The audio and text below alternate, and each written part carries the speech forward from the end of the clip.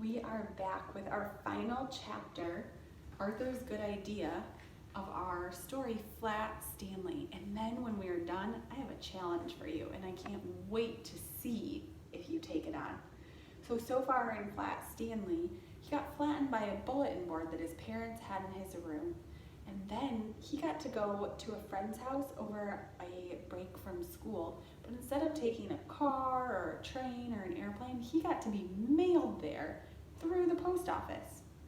After that, his brother became a little bit jealous because Stanley was getting so much attention. So his mom asked him to be nice, and they went to a park, and Stanley became a kite, and he let Arthur fly him at the park.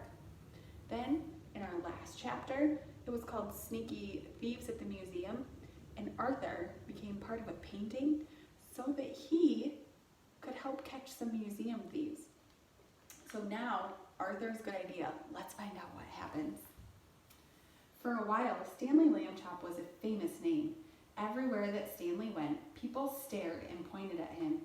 He could hear them whisper, "Over there, Agnes, over there. That must be Stanley Lambchop, the one who caught the sneak thieves," and things like that.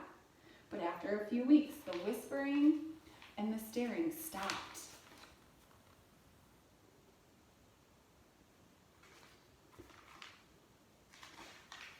People had other things to think about. Stanley did not mind. Being famous had been fun, but enough was enough. And then came a further change, and it was not a pleasant one. People began to laugh and make fun of him as he passed by. "Hello, super skinny," they would shout, and even ruder things about the way he looked. Stanley told his parents how he felt. "It's the other kids I mostly mind," he said. "They don't like me anymore because I'm different. Flat." "Shame on them," Mrs. Lambchop said. "It is wrong to dislike people for their shapes, or their religion for that matter, or the color of their skin." "I know," Stanley said. "Only maybe it's impossible for everybody to like everybody." "Perhaps," said Mrs. Lambchop, "but they can try." Later that night, Arthur Lambchop was woken by the sound of crying. In the darkness, he crept across the room and knelt by Stanley's bed. "Are you okay?" he said. "Go away," Stanley said. "Don't be mad at me," Arthur said. "You're still mad because I let you get tangled the day you were my kite, I guess." "Skip it, will you?" Stanley said. "I'm not mad. Go away." "Please, let's be friends." Arthur couldn't help crying a little too. "Oh, Stanley," he said. "Please tell me what's wrong." Stanley waited for a long time before he spoke. "The thing is," he said, "I'm just not happy anymore. I'm tired of being flat. I want to be a regular shape again, like other people. But I'll have to go on being flat forever. It makes me sick." "Oh, Stanley," Arthur said.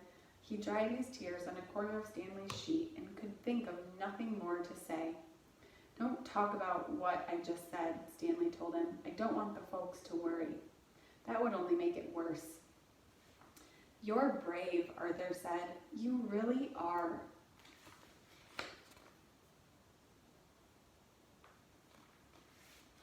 He took hold of Stanley's hand. The two brothers sat together in the darkness, being friends. They were both still sad, but each one felt a little better than he had before. And then, suddenly, though he was not even trying to think, Arthur had an idea.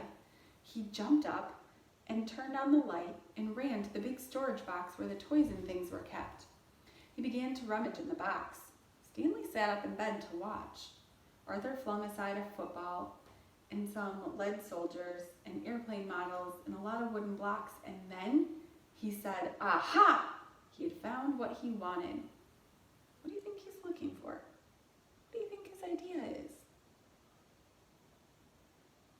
He had found what he wanted, an old bicycle pump.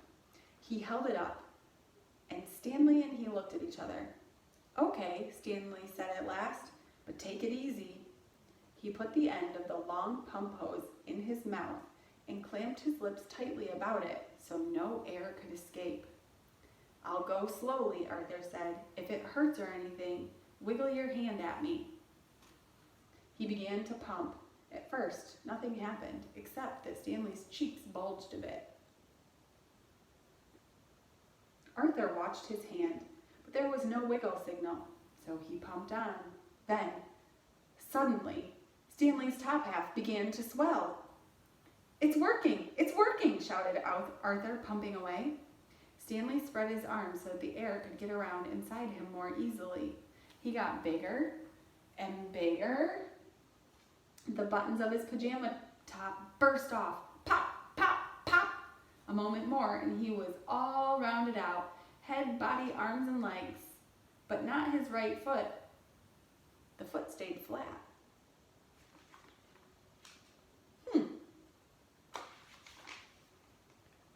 Arthur stopped pumping. It's like trying to do the very last little bit of those long balloons, he said. Maybe a shake would help. Stanley shook his right foot twice. And with a little whooshing sound, it swelled out to match the left one. There stood Stanley Lambchop as he used to be, as if he had never been flat at all. Thank you, Arthur, Stanley said. Thank you very much. The brothers were shaking hands when Mr. Lambchop strode into the room with Mrs. Lambchop right behind them. We heard you, said Mr. Lambchop, up and talking when you ought to be asleep, eh? Shame on George, said Mrs. Lambchop.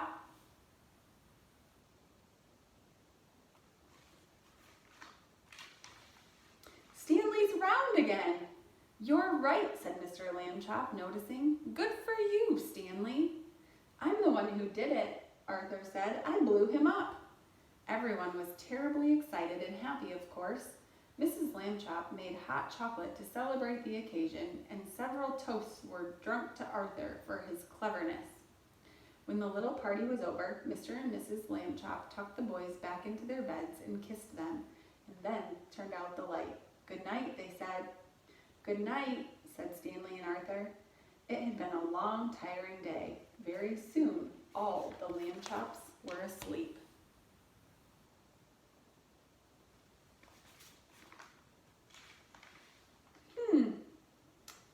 That's the end of our story. I love that they worked together to come up with a plan to bring Stanley back. Now, I have a challenge for you. This says, send Flat Stanley on a whole new adventure. Here's my challenge for you. I would love for you to draw your own Flat Stanley.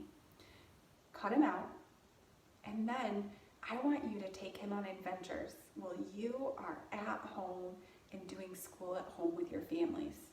If you go outside to play or jump on a trampoline, or if you're reading a story or you build a fort, you're playing with Legos, take Stanley on those adventures. Take a picture and post them in the comments below. I can't wait to see what adventures you take Flat Stanley on. Have a fantastic day, and I will see you all soon.